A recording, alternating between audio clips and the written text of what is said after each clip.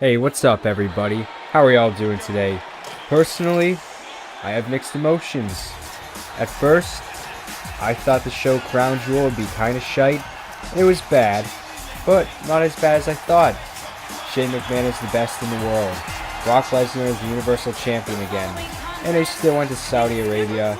And it was indeed the worst pay-per-view I've ever seen. But hey, it set up some rivalries and a few Survivor Series matches. Something Backlash 2018 couldn't do. Let's get right into this. Alright, first, it took place in Saudi Arabia, unfortunately. Their government supports the killing of Jamal Khashoggi. And yeah, the crowd sucked and everything too.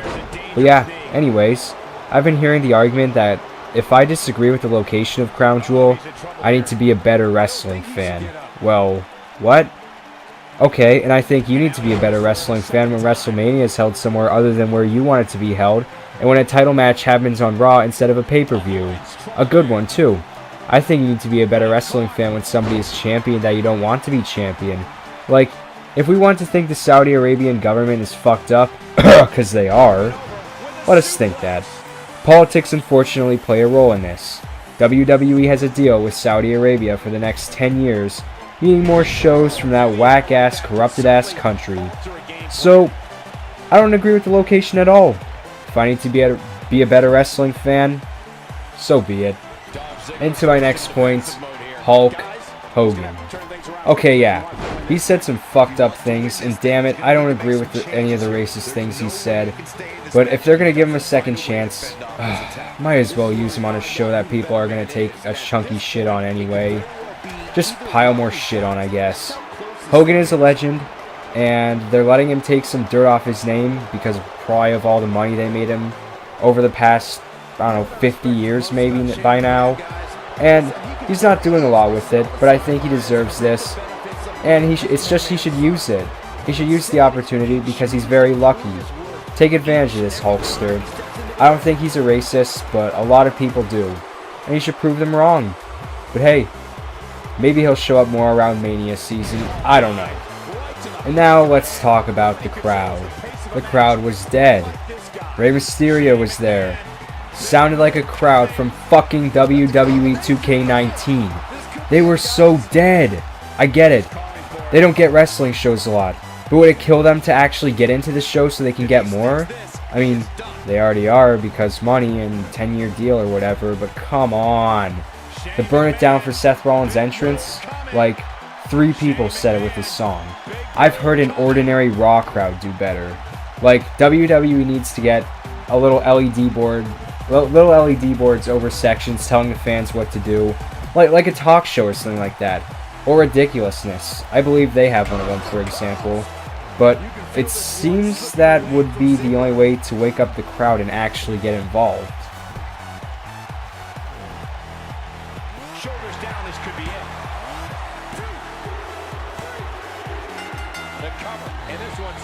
And now, how about Survivor Series? Here's a positive to the show. Styles vs. Lesnar Part 2. I was thinking about this match a couple weeks ago, or last month, or sometime recently, I forget when, but I did. And I thought about how AJ got robbed. AJ should have won Part 1, and I think he should win Part 2. This is like a redemption for AJ to right a wrong, you know, as a character, of course. Duh. Kayfabe can be fun in 2018. If the titles are on the line, full pressure. I want to see both titles on the line. It's the only way the title can be taken off of Lesnar until Mania, I guess. They completely fucked over Strowman and took away all his credibility. But anyways, WWE should put both titles on the line. Have AJ win, and then drop the title like the next night on Raw or some shit. And then a Universal title tournament happens. Or maybe Drew McIntyre challenges Lesnar? I could see him as a legit player in the main event picture of Raw, but it starts at Survivor Series. AJ needs the win, and Brock needs to lose some credibility, so he can drop the title and make it look believable. I think Brock winning the title is A-okay. But I also disagree because remember what Roman promised when he won the title? He promised everybody he'll show the Universal title to the world and be a fighting champion. Unfortunately, his leukemia came back and is diagnosed once again. He's a tough dude. He's got this, and I really hope he beats cancer again. But back to the Universal title. They kind of fucked over Roman's promise with this. Now, the Universal title is set back again and looks like shit. Of course, it's still going to be hyped to be the top title, even though it doesn't mean a lot anymore. So, that's a negative to Brock's win. Another negative to Brock's win is Braun Strowman's credibility. Remember when Braun Strowman was bullying local talent? Remember when he murdered Roman Reigns every week? Remember when he screamed, "I'm not finished with you"? Remember when Braun Strowman was badass? Yeah, me neither. This is his second singles bout and second loss to Brock Lesnar. Braun Strowman was a badass and looked like he was going to dominate everybody for the next few years. And he did for a bit. But now he doesn't seem so badass. Losing in 2 minutes to like 1 F5 is shit. And that's dumb. I get it was probably booked last minute, but that's the best you got. You're probably paid multi-millions to book shit like this. I know, it's unexpected, but stupid. We've seen so many short Brock Lesnar matches in the past few years that it's really nothing new. He faced Goldberg for 45 seconds, Goldberg again for like less than 5 minutes, at WrestleMania too. Basically hasn't wrestled a match over 5 minutes in a long ass time. So, I'm not impressed by Brock. I no longer care for his presence, and I won't care for his title reign this time around. Sorry, Brock ain't a draw anymore, and honestly, the only good thing to come from this is guaranteed Paul Heyman promos every 3 to 5 weeks or so. He tackles him. Look at this. 1, 2, 3. And you can put this singles match in the books. And now into the World Cup tournament. God, was this a terrible tournament. There were no good matches from this. Kurt Angle was eliminated in the first round by Dolph Ziggler, and Shane McMahon is the best in the world. Okay then. Yeah, the matches that were booked for the first round actually looked pretty decent. Same with Miz versus Mysterio. But they lasted like 3 minutes.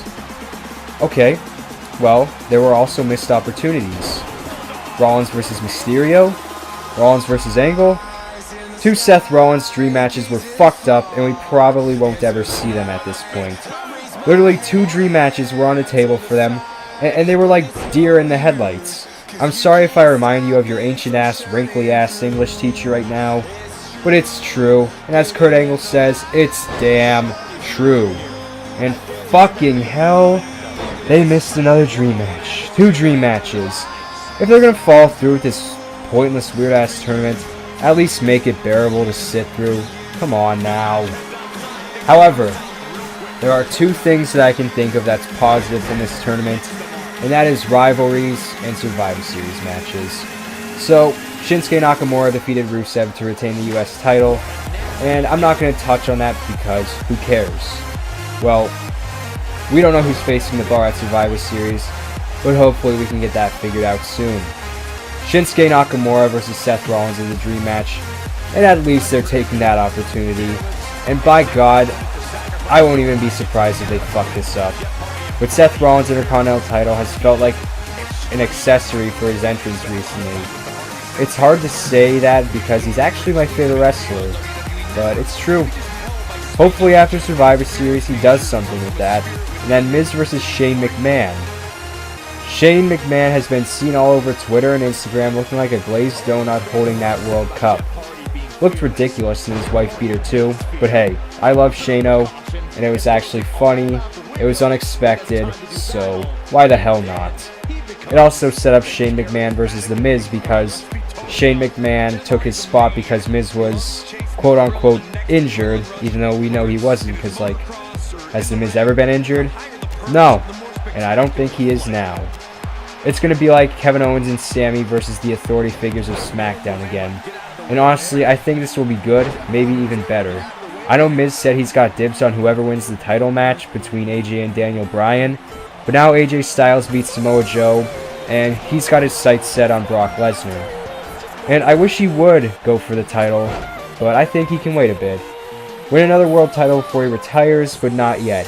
He's got time, he's not super old, And he should take the next few months and WrestleMania to face Shane McMahon, because I think that's going to be a good-ass rivalry and something to watch on SmackDown. But now, the best match that happened. DX versus the Brothers of Destruction. Damn! HB Shizzle is now bald, 50 years old, hairy as hell, and can still wrestle very well. His moonsault was clean, but Taker and Kane didn't do their part very well in catching him now, did they? DX picking up the win is okay with me. I hope Shawn sticks around for a few weeks and faces Undertaker at Survivor Series, maybe? Would love that. It's doubtful, but I'm sure it would be great. The man that was supposed to be retired by Undertaker 8 years ago, retiring the Undertaker himself, would be very interesting. And they could both live a retired life on a farm in Texas. I like that. I'm sure they would too. So, there is something unfortunate and negative about this match though. And that's poor Triple H getting injured. It looks like he tore a pec. It looks like it happened when he was thrown into the corner by The Undertaker. And I'm not going to blame anybody for this. It could be Taker overpowering the Irish Whip, or it could be Trips overselling it. Shit happens. But if Triple H misses WrestleMania, then oh my god, is that going to suck.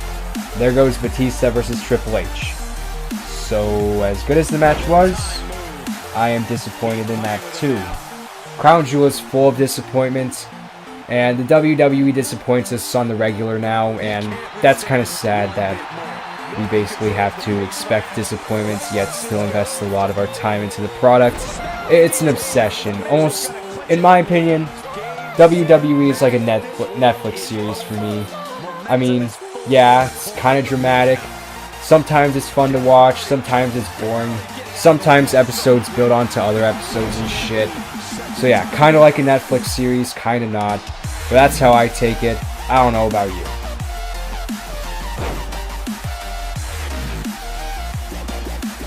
As a former NXT Tag Team Champion myself, I have to commend The Miz on his many tag championships. He's held the tag titles. That's about all I have to say about Crown Jewel altogether. The show itself was trash, and probably one of the worst things I've ever experienced as a wrestling fan. But at least we got some value out of it, and it'll help out the WWE with storylines and Survivor Series. So maybe with this, the creative team can take the dick out of their ass and start doing what they were hired to do and are paid to do. Alright, and that's enough of me being a pissy wrestling fan for the day. If you agree or disagree with what I said in this video, please let me know in the comments below. Let's talk about Crown Jewel. I liked its unpredictability, but it still sucked. So, if you liked this video about me hating on Crown Jewel, I'd appreciate it if you left a like, maybe a comment, and subscribe for more if you like what you see. That's all I got for you guys today. Thank you all for watching, and hope to see you in the next one. Peace!